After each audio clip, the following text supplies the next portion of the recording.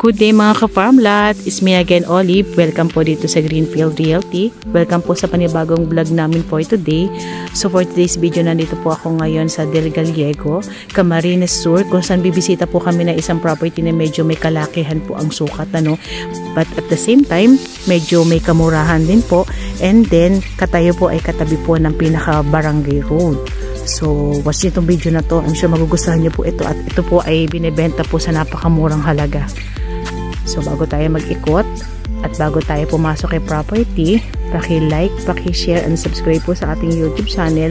And then, lagi po natin pipindutin yung ating notification bell para lagi po tayo updated sa mga properties na ipo-vlog po natin. So, ano pang hinihintay natin? Let's go! Pasok na tayo ng pinaka-property. Pero explain ko muna po about dito sa may pinaka-road. So, buhat po doon kung saan pumasok po kami ng from National Road hanggang dito po sa may pinaka-barangay road. Diyan po ay naglaro sa 8 kilometers. Pero, kagandahan po nito, puro cemented road po yung ating dinaanan. So, papasok na po tayo ng pinaka-property. Ayan. Pero, kahit mahaba po yung ating pinaka-frontage dito sa may pinaka-barangay road, hindi tayo pwedeng basta-basta pumasok or ilusong po yung sasakyan po natin, ano, hindi po tayo kapantayan ng road. So si property po ay medyo pababa. So hahanap lang po tayo ng way para makapasok po tayo, para hindi po tayo pabulusok pumasok po dun sa may pinakaloob. So dito tayo mag-start. Papasok na tayo. Dito okay pa siya. Makakadaan tayo. So kahit mahaba po yung pinaka barangay road po natin o yung pinaka frontage po natin sa barangay road, hindi po siya kapantayan. So maghahanap lang po tayo ng way. Ito medyo okay dito, kaya dito po tayo magsisimulang mag vlog or pumasok sa may pinaka property. So dahan-dahan lang po tayo. Baba po tayo, ano. So, pakita ko lang po sa inyo yung reality, ha. Bali, ayun po yung pinakamotor namin. So, medyo pababa po siya. Ayan, para mapasok po natin, ano. So, tara, lakad tayo. Dahan-dahan lang po tayo dahil medyo nag-iinulan po itong mga nakaraang linggo sa Quezon. So, medyo putik-putik po yung ating mga kalsada.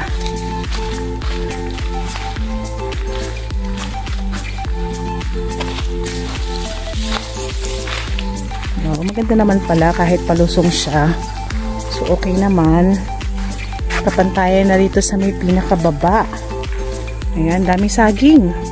And then ang daming mga bagong tubong niyog. Pa rin tayo. Pero para ma-excite po kayong manood ng ating vlog, so price reveal agad po tayo. So ito po ay binibenta po ni seller sa halagang 25 pesos per square meter or 250 per hectare po si property. So napakamura po, ano, along barangay road pa po tayo. So sa nakita ko po, hindi lang po masyadong nalilinis si property, pero ang dami niyang tanim.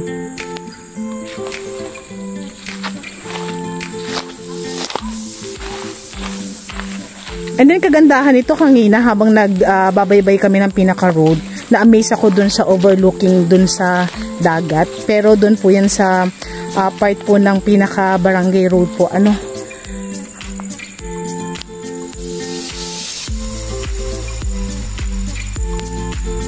Itong mga paminta yung aking mga kasama, nangunguha sila. Ano to? Parang lansones to? Pili!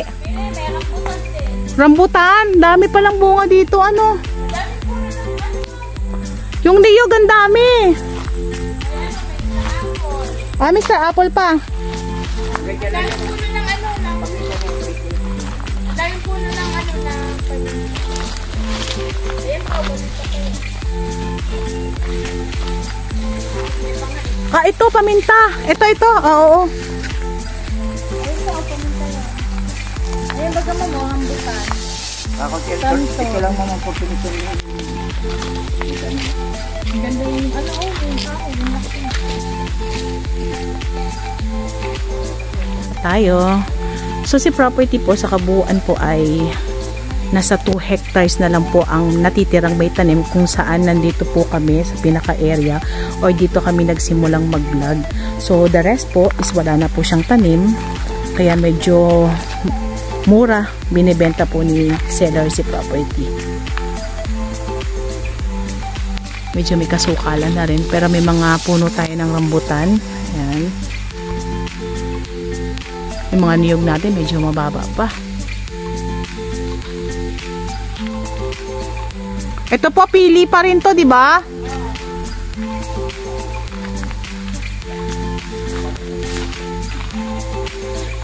Kuha ka ng paminta dyan.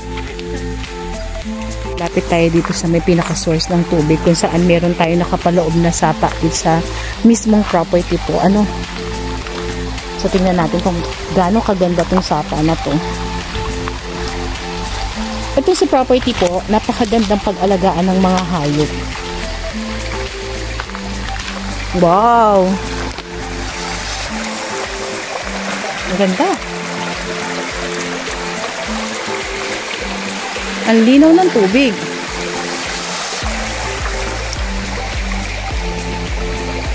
Bali po si Sapa is nakapaloob po sa property, and then tatawid po tayo. Kasama pa po yung medyo pa-slope po na yan. Ano? So mapapansin po natin parang medyo mataas, pero sa tingin ko naman po hindi. Kaya lang hindi natin masyadong makita kasi punong-puno po siya ng damo.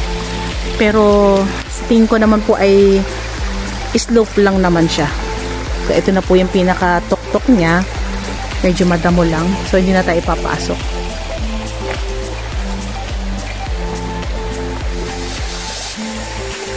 Ang ganda ng source ng tubig. Ang linaw. Lapit na tayo. Wow.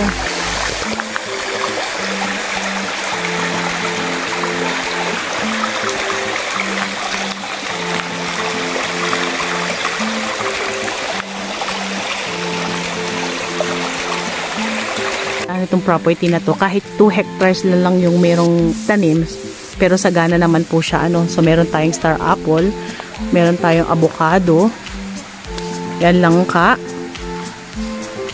kalamansi, marami din. Ito, rambutan, yan po.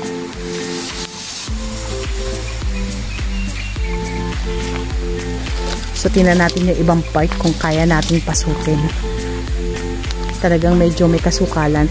Bali, kasama pa po yan, yung medyo madamo na yan, pataas doon. Pero hindi talaga natin kayang pasukin. So ito po talagang mapapabayaan na po sa laki ng property, tapos wala naman pong nag-aalaga. So expect pa na po natin na talagang ganito na po kasukal yung pinaka-area.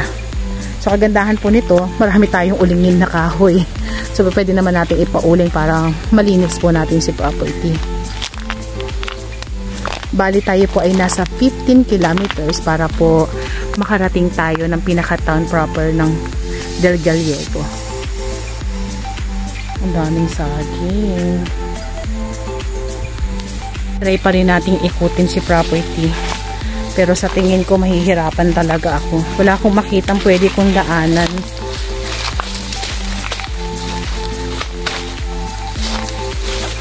Talaga, masukal.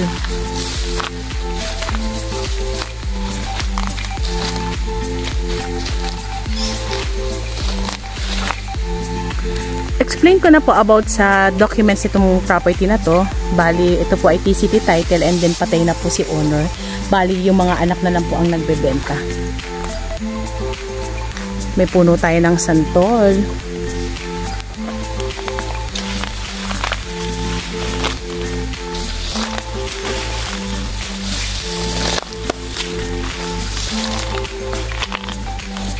Sayang po ang property pagka ganitong napapabayaan.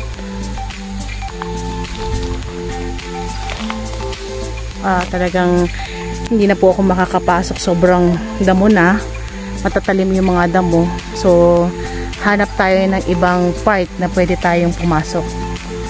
So labas tayo ng pinaka road.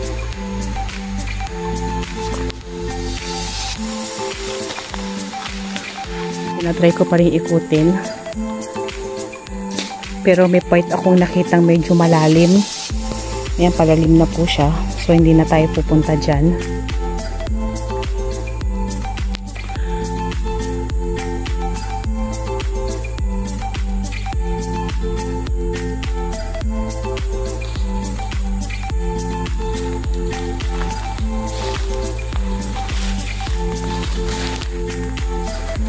Lakad pa rin tayo.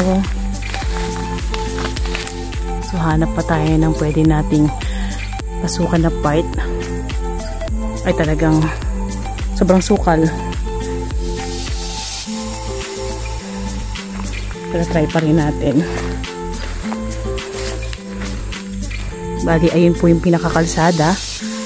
Yan, so katulad po nung naunang pinasukan namin, yan pababa pa rin po siya ano. So talagang doon lang tayo hahanap ng daan kung saan medyo pantayan siya sa road.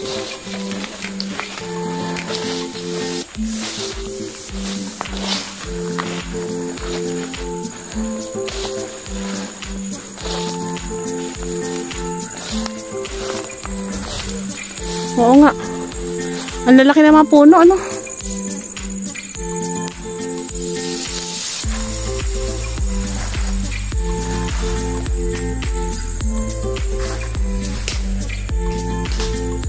Sobrang gubat. Kami ng pinaka-barangay road. And then, sabi ko po dun sa naka-pink na yon, gusto ko makita yung pinaka-dulo ng frontage ng property po. Ano. So, dito muna kami ulit mag-start mag-vlog. Dito sa may pinaka-dulo kung saan, ayan, punong-puno ng niyog. So, sako po yung mga niyugan na yan, ha. So medyo mataas tayo, buhat dun sa kalsada, kaya kitang-kita po natin yung pinakababa ng property. Ayan na po siya.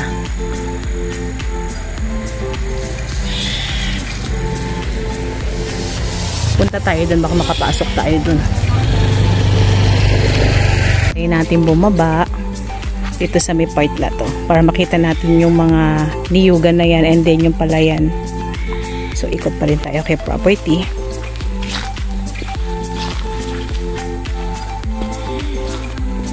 Parating na tayo dito sa may mababang part kung saan kasama po yung mga niyugan na yan.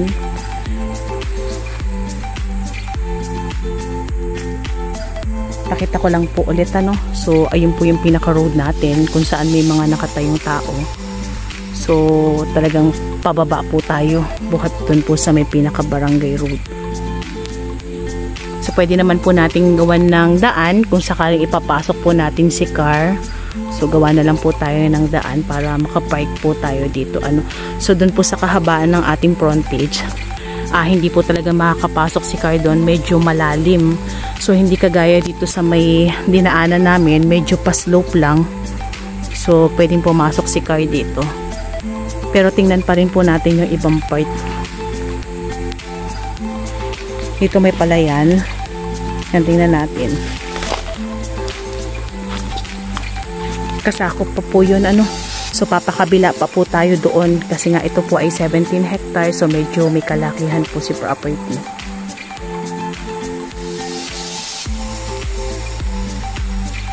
May source pa rin tayo ng tubig.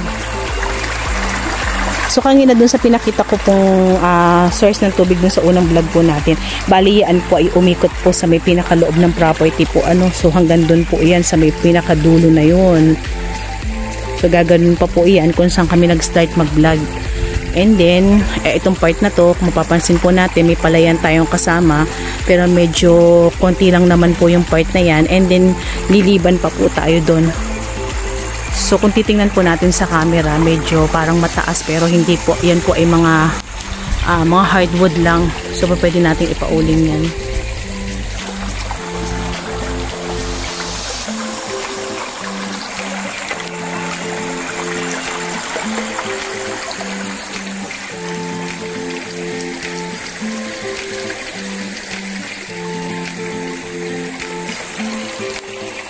Bali lumabas na naman po kami ng pinaka-barangay road.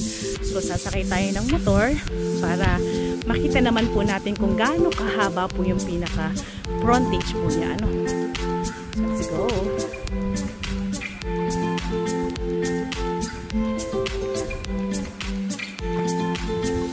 So yan, nandito tayo sa pinaka-end po ng frontage. So doon tayo galing sa may pinakadulo doon. So medyo mahaba po talaga yung ating frontage, kaya naisipan na natin magmotor. Ayan. So nakistop na po yung pinakamotor po natin ano. So ito pong part na to, sakop pa rin po yun yung property. Mamay papasok tayo doon para makita naman natin. Pero pakita ko ko muna po sa inyo yung pinaka-overlooking ng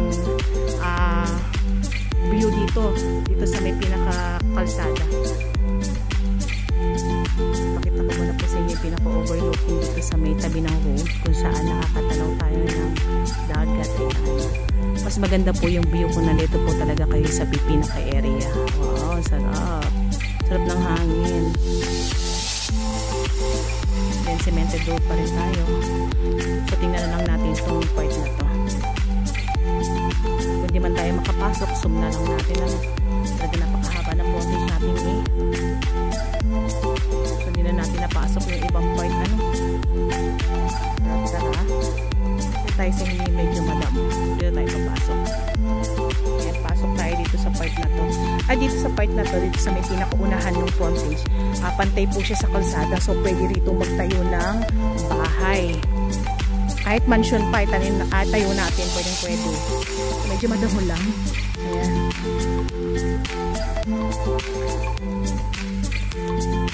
Medyo pantay po dito. Pantay siya sa road. Sunod ko na lang, medyo... So yan, kasama pa po yan kay property. Ang taas talaga ng damo. Pero ang ganda ng view dito. Dito po magandang magtayo ng bahay.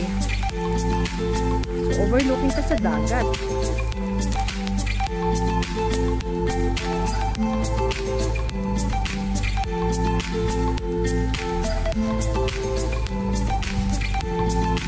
Ang ganda ng view dito.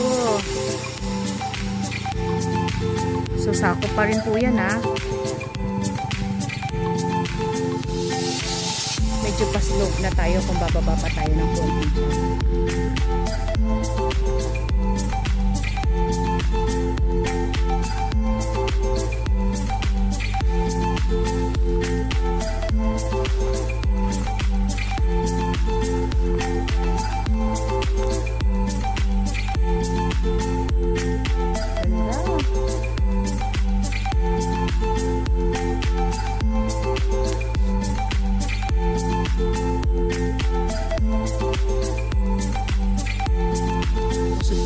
Dito sa may likod ng property. Medyo na-excite ako iputin. Kahit madamo, ganda ng view. So kung sakali po magustuhan niyo po itong property na to, pwede niyo po kami i-message sa aming WhatsApp and Viber na mag-a-appear sa inyong mga screen. So samantalahin na po natin yung pagkakataon po So si property po ay talagang napakamura, and then at the same time kaharap po tayo ng road. So good for investment, hanggat mura, i-avail na po natin.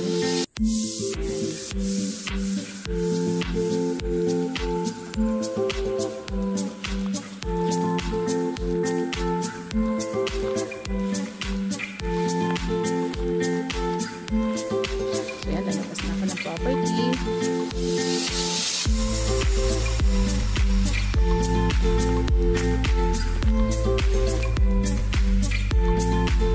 Napakaganda itong property na ito, lalo na pag-alaga tayo ng mga hayop. Bakahan, pwede dito. Bahay bakasyonan. So konting linis lang po kay property po. So by the way, it's me again, Olive, dito po sa Greenfield Realty. And thank you for watching.